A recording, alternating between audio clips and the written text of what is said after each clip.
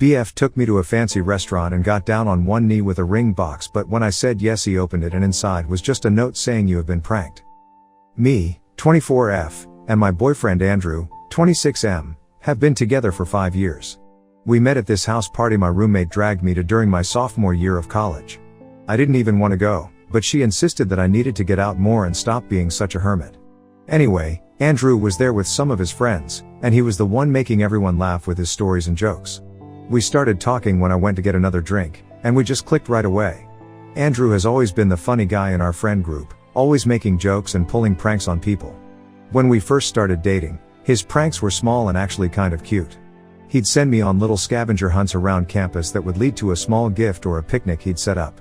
Or he'd pretend to forget my birthday only to surprise me with something special later. I never really minded it because most of the time, his jokes were harmless and sometimes genuinely funny. I'm not super serious myself, and I'd prank him back occasionally too. We moved in together after we'd been dating for about 3 years. It was a small 2-bedroom apartment in a decent neighborhood. The second bedroom was supposed to be an office but ended up becoming a storage room for all our extra stuff. We've been saving to buy a house for the past year or so, and we even found one we both liked recently. Things were generally good between us. We had the usual arguments couples have, mostly about him leaving his clothes on the floor or me using too much hot water during my showers, but nothing major. At least that's what I thought. As time went on, Andrew's pranks started to become a bit more annoying. Like he'd hide my car keys when I was already running late for work, or he'd tell me my mom had called with an emergency when she hadn't called at all. One time, he convinced me that our landlord was selling the building and we had to move out in 2 weeks. I spent days stressing and looking for a new place before he told me it was just a joke. I got pretty mad at him for that one, but he apologized and promised he wouldn't do something like that again. But he didn't really stop. He just found new ways to joke around. Sometimes he'd hide behind doors to scare me when I walked in, or he'd put salt in my coffee instead of sugar. One time he told me my car had been towed when it was just parked on the other side of the parking lot. I'd get annoyed sometimes, but I'd laugh it off because that's just who he is, you know? Plus, he'd always act all hurt if I got too upset about his pranks, saying things like I was just trying to make you laugh or you used to have a sense of humor. So eventually I just got used to it, I guess. But what happened a few days ago crossed every possible line, and I'm still trying to process it all. It started off as a totally normal day. I was asleep, and Andrew woke me up at around 7 a.m., which was weird because he usually sleeps in on weekends. He was all excited and told me to get up because he was taking me to the spa.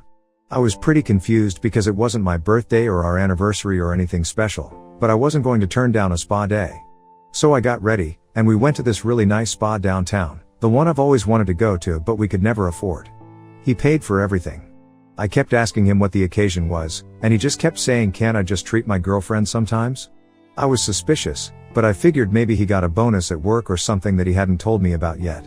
After the spa, he told me he had made reservations at this fancy restaurant on the waterfront, the one with the glass ceiling that I've always wanted to try.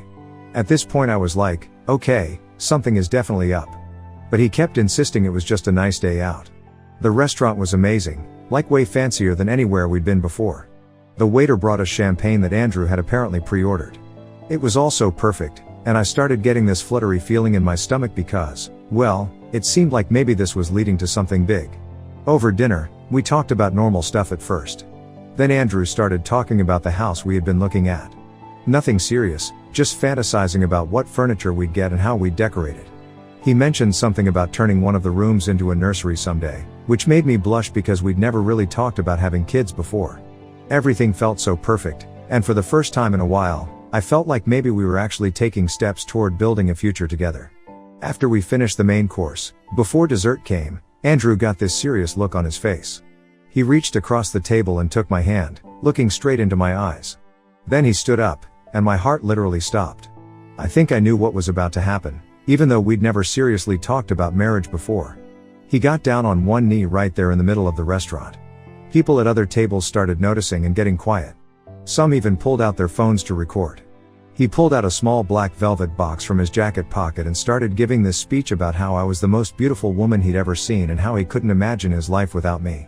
He talked about our first date, about how he knew from the moment he met me that I was special, and how he wanted to spend the rest of his life with me. I was crying at this point. I couldn't believe this was happening. He asked, "Will you marry me, my princess?" And I said yes without even thinking about it. The whole restaurant erupted in applause. An older couple at the next table over were smiling and wiping away tears. The waiter brought over more champagne on the house. And then everything came crashing down. He opened the box, and instead of a ring, there was a little folded piece of paper. He was grinning in this weird way that I didn't recognize, and I knew something was wrong. I unfolded the paper and written on it in his handwriting was "You've been pranked." The look on his face as he started laughing will haunt me forever. He was hysterical, like this was the funniest thing he'd ever done. "Baby, this was just a prank," he said, still laughing.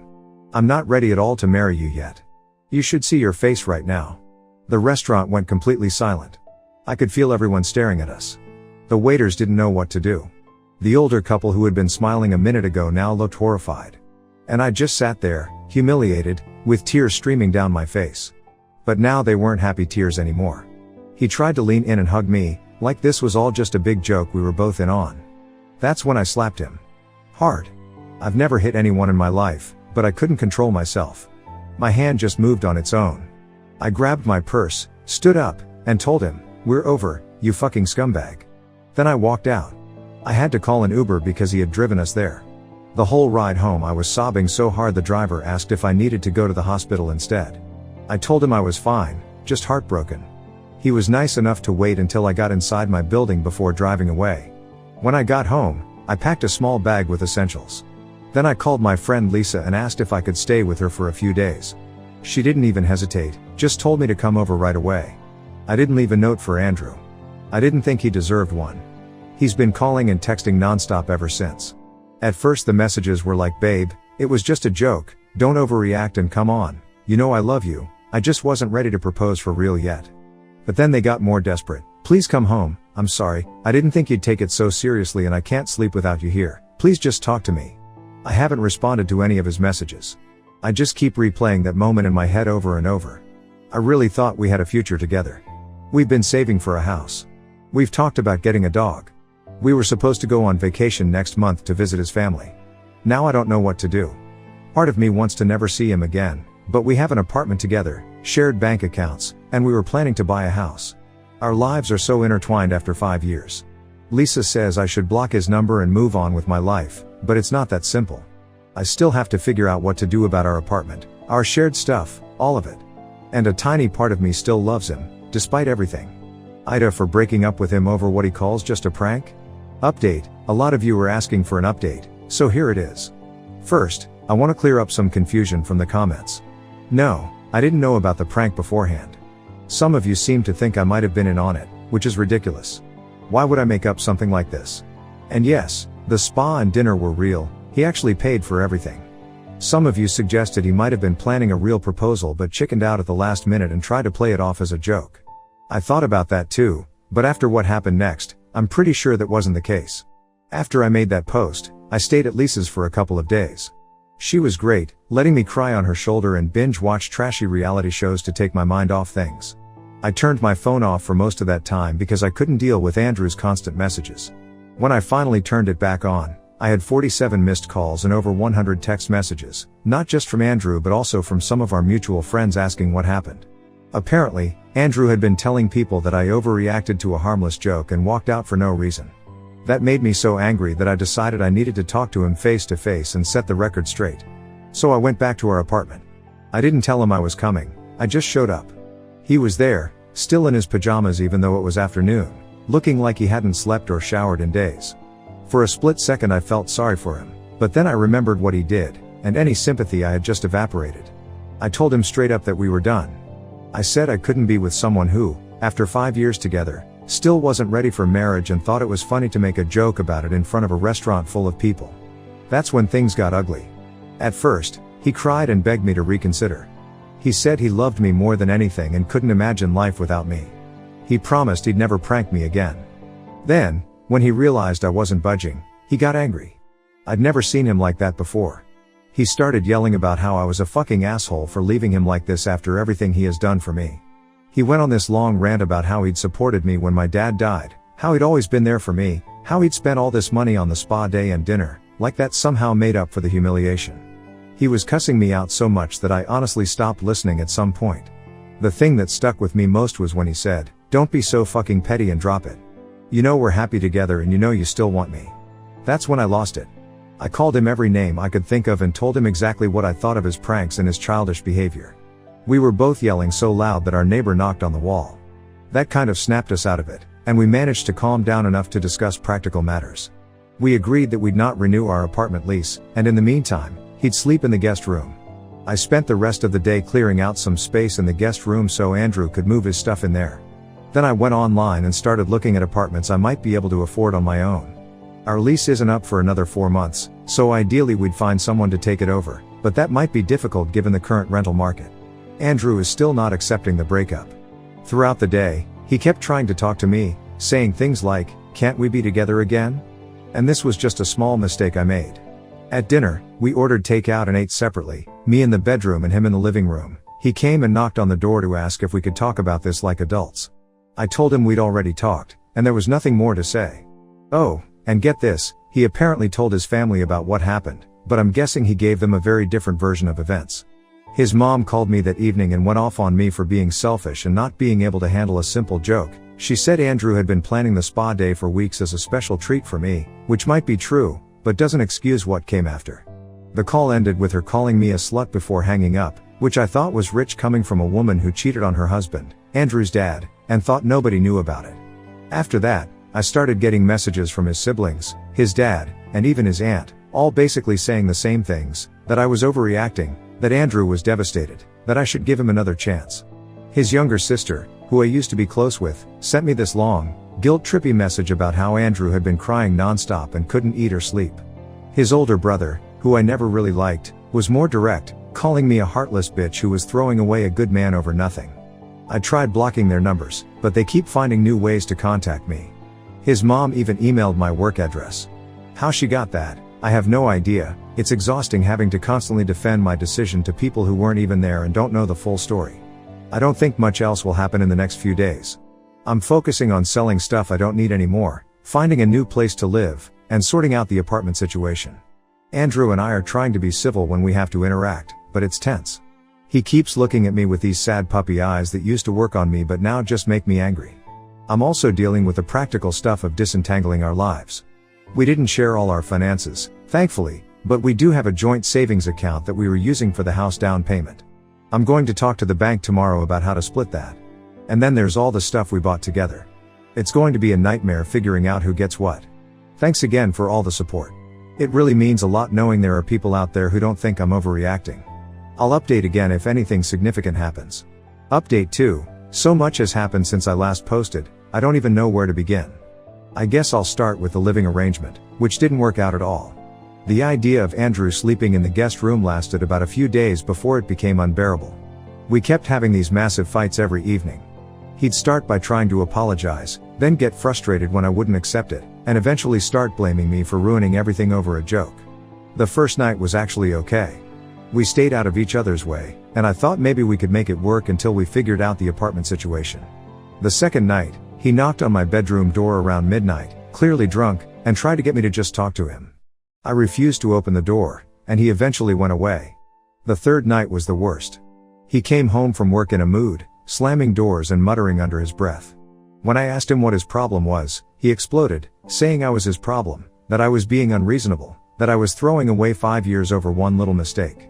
We had a huge argument that ended with him throwing a glass against the wall, not at me, but still terrifying, and me locking myself in the bedroom and calling Lisa in tears. After that, I knew I couldn't stay there anymore. It wasn't safe, and it definitely wasn't healthy. Lisa offered to let me stay with her until I could find my own place, and I took her up on it. The next day, while Andrew was at work, I packed as much of my stuff as I could fit into my car, clothes, personal items, some kitchen stuff that was definitely mine, and left. I left him a note explaining where I was going and that I'd be in touch about the apartment. When he got home and found me gone, he went ballistic. He called me nonstop for hours. When I finally answered, he was alternating between crying and yelling, accusing me of abandoning him and stealing things from our apartment. I tried to explain that I only took what was mine, but he wasn't listening. He threatened to report my car as stolen, even though it's in my name only, and to throw the rest of my stuff out on the street if I didn't come back immediately. I ended up calling his brother, the only somewhat reasonable member of his family, and asking him to go check on Andrew because I was worried he might do something stupid. His brother agreed, thankfully, and later texted me to say that Andrew was okay, just upset, and that he'd stay with him for a while. The whole apartment situation is still a mess. The worst thing that's happened since my last update was running into Andrew's mom at the mall. I was just minding my own business, shopping for some clothes, since I left a lot of mine behind, when I heard someone shouting my name.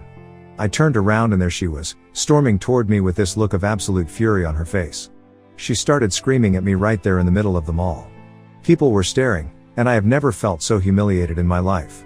She was yelling things like, "How could you do this to my son? And you're a terrible human being." She said I had ruined Andrew's life and that I would regret throwing away a good man. I didn't even try to defend myself. I just turned and walked away, but I could still hear her yelling as I left. A security guard actually came up and asked if I needed help, which was both nice and mortifying. The messages from Andrew, his friends, and his family haven't stopped. They're getting nastier too. I've received texts saying things like, "No one would give a flying fuck if you died. You are a waste of space and you are such a self-centered slut, leaving your boyfriend over a small joke." I've even gotten a few threatening messages from numbers I don't recognize, saying things like they know where I work and they're watching me. I reported those to the police, but they didn't seem too concerned, saying there wasn't much they could do unless something actually happened. I try to ignore all the messages, but sometimes they really get to me, and I break down crying. Lisa has been great, holding me while I cry and reminding me that I did the right thing. She even took my phone away for a whole weekend so I could have a break from all the toxicity. This whole situation has also shown me who my real friends are. Some people I thought were my friends have taken Andrew's side, saying I'm overreacting or that I should have given him another chance. I've been looking for my own apartment, but it's tough finding something I can afford on just my salary. I might have to get a roommate, which isn't ideal, but it's better than staying with Lisa indefinitely or, God forbid, going back to Andrew. The whole thing still feels so surreal to me. If you had told me a month ago that I'd be single, living with a friend, and dealing with this kind of harassment, I would never have believed you. Andrew and I had been together for so long that I just assumed we'd always be together. I had built my whole future around that assumption, and now I have to start from scratch.